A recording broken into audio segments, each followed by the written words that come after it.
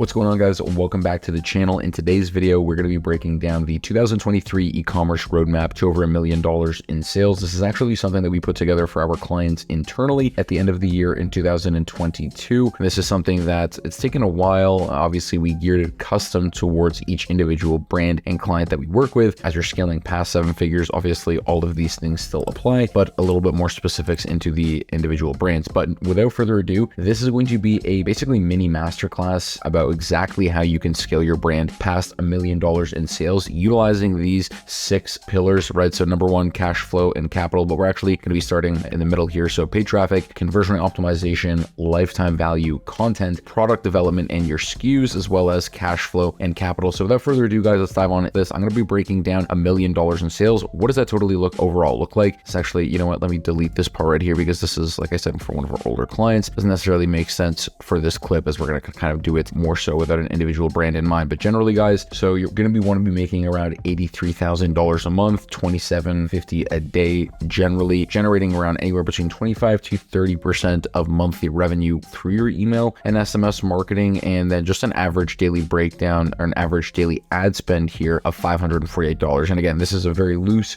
budget here. This is just generally 20% of what you guys should be looking to spending on your customer acquisition on your marketing, which is 20% of $1 million, around $200,000. This breaks down to around $548 a day. So breaking down $1 million in sales, if we can maintain the growth that we're at, right, and this is what our projections will look like in 2023. Again, these are just very loose, guys, but generally, like, if you're looking to make $1 million a year in revenue, quarter 1 target 100K, quarter 2 250. As we lead in Q3, Q4, definitely be looking to make a lot more revenue. And in terms of doubling down on what's working, we want to double down on new customer acquisition, right? Simple scales, fancy fails. We don't need to be looking at TikTok ads at this moment, Facebook ads, Google ads, optimizing profit on your first purchase. And we should be looking to, like I said, double down on advertising and scale what is working. In terms of something that you really need to do, right, as we look to seriously take this thing to the next level into a 7-figure business, you need to have a clear vision, or as much as a clear vision as possible. And making this dream come true, we need to have a clarity on our North Star and our KPIs to understand what levers you need to pull in terms of continuing to grow your brand. Now, the following KPIs are just some factors that we use internally in our agency to come to a final agreement depending on our aggression of scale, right? As we continue to change pricing, increase average order value, and a ton of other variables that are going to happen throughout the year, we need to make sure that we have a very clear understanding of our profit margins to ensure that at all times we are acquiring customers, and especially new customers, profitably and growing at the right KPIs. So things to keep in mind, guys, would be like maximum marketing efficiency ratio. So like I said, the revenue, or the number that I gave with this number here, was around a 20% marketing efficiency ratio, meaning like we're going to be making $1 million. We're going to be spending around 20% of that on our marketing. Maximum CPA, right? Things you need to be thinking about in terms of, whoa, this is kind of where we're at the red line here. We really need to figure out what's going on with our ads or our marketing overall. Goal CPA, right? So hey, if we're at like a $15 CPA, here's the Amex Black Card. Let's scale as much as we possibly can, ride the wave of the great performance, as well as goal average order value. These are always just some things that you want to be keeping in mind on the back end. And then in terms of the CRO side, right, you definitely throughout the entire year, and as you look to scale into a multi-7, even just a 7-figure business, you need to be focused, especially in the e-commerce space, improving your average order value and your conversion rate. So improving AOV can be done in a multitude of ways, and it's one of the most important things that we can focus on with our AOV. I've seen consistent brands, generally, guys, depending on what your average order value is, that's going to be depending on what your conversion rate is, right? So if you have a product that's selling for $500, generally your conversion rate is going to be probably under 4%. But if you're selling a product and probably lower than like closer to the 1 to 2% range, and if you're selling a product that maybe is around $40, right, you can see conversion rates as high as 6-7%. So just keep that in mind. But that being said, there's always more juice to squeeze out of the traffic that we drive, especially at the scale of getting to 7 figures, multi-7 figures. So just some quick tests to think of, guys: average order value improvement tests, post-purchase upsells, optimizing your cart and product pages, price adjustments, free shipping barriers, right, testing those things out, bundle testing, R&D, new upsells, right, so finding things like complementary products that you can add into your store in terms of being able to upsell people, conversion optimization improvement tests, right? Looking at things like your navigation menu, collection page optimization, product page optimization, and what do people actually want, right? Start creating and sending surveys to loyal customers, right? So if you guys already have customers, this is great and easy because you can kind of find out and get them along or bring them along the journey in terms of finding out what new products you want to create, getting input, and actually being able to sell to these people is so valuable, right? Because people do not do this enough, and this is a very, very easy way to figure out what to be selling to your customers. And in terms of,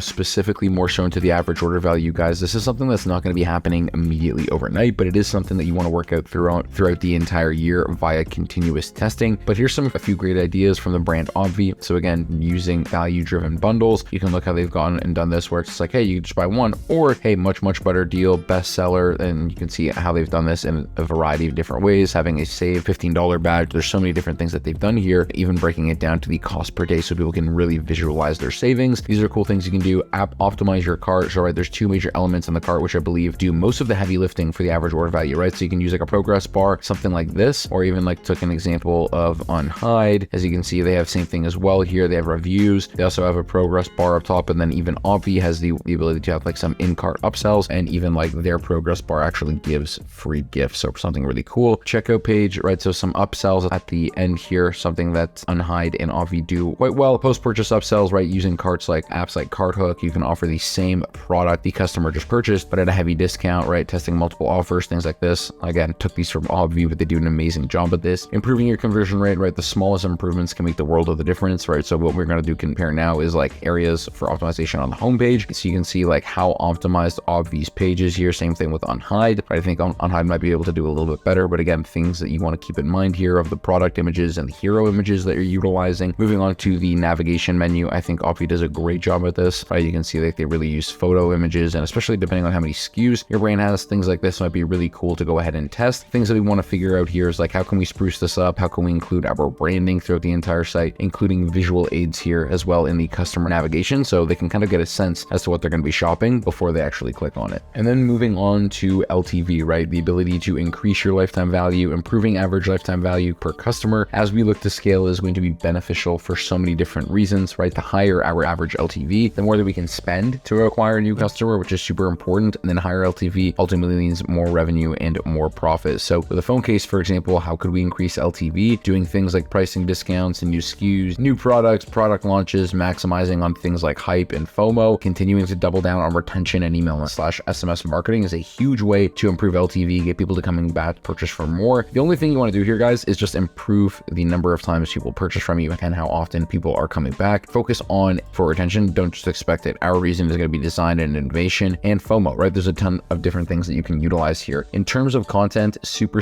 important as you look to scale into a 7-figure business. Customer acquisition is going to be one of the biggest levers that you're going to be needing to pull. And within that, one of the biggest levers is going to be creative / content. So the 4 areas that we need to focus on is UGC, right? User generated content, lifestyle content. So people actually utilizing their products and photos and actually real people, product content. So great product images, etc. And organic content, as I just mentioned, kind of going in hand with the lifestyle content. And then even looking into things like white labeling and influencer content. That's, for a whole nother day. In terms of the quantity of content, right? The more the better. The more that we can test, the sooner we can find out what's working, what's not, and then reiterate upon our winners. And regarding paid advertising, the different variations of ad layouts, right? So things that we can put together in terms of creating ads, single images, right? So just advertising a single image, a video ad, a GIF. So we can kind of just like put together a GIF, run it as a video, carousel ads, right? So multi-images where you can kind of scroll through and slide like you would on Instagram, or DPA, right? Which is a dynamic product ad, meaning it's actually going to pull the product image that you have within your product catalog, something that really works excellent for like clothing brands or,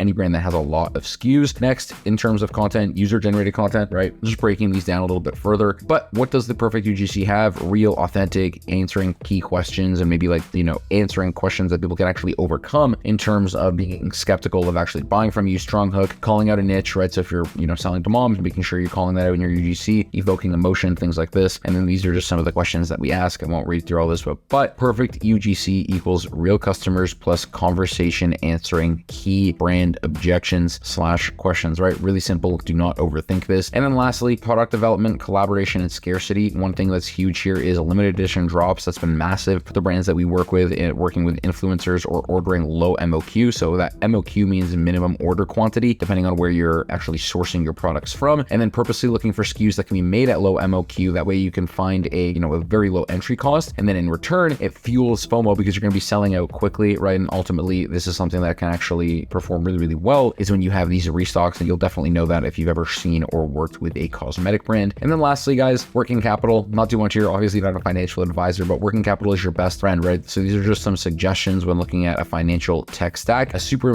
important when building your path to profitability. Obviously you want to bake in like 3 to 5% in terms of your margin for fees, right? So you can, depending on like the credit cards you're using, different things like this. And then just, quickly here, unfortunately, I think Plastic actually just went bankrupt, which, probably will delete that. But Amex Gold allows 3x points on advertising. So like when I was creating this originally in November, we were spending $300,000 a month. If you were using a Gold Air for a single client, we were using a gold card, they would have received 900,000 Amex points, which is literally, an unlimited amount of money, which is crazy, right? So like, a lot of the bigger players in e-commerce have literally millions and millions of points on their Amex card, which is hilarious. And then request 30-day invoicing from Facebook. This is something you can actually do in terms of working with clients. And then Divvy, this is actually a cool financial tech stack platform as well. So I hope you guys enjoyed this video. Again, a really quick masterclass on a roadmap on what are these 6 pillars and things you need to be keeping in mind in terms of growing your e-commerce brand past $1 million in sales. I hope you guys enjoyed this video. Please leave a like and a comment if you enjoyed what you would like to see from me in the future. Subscribe, and I look forward to seeing you guys in the next video.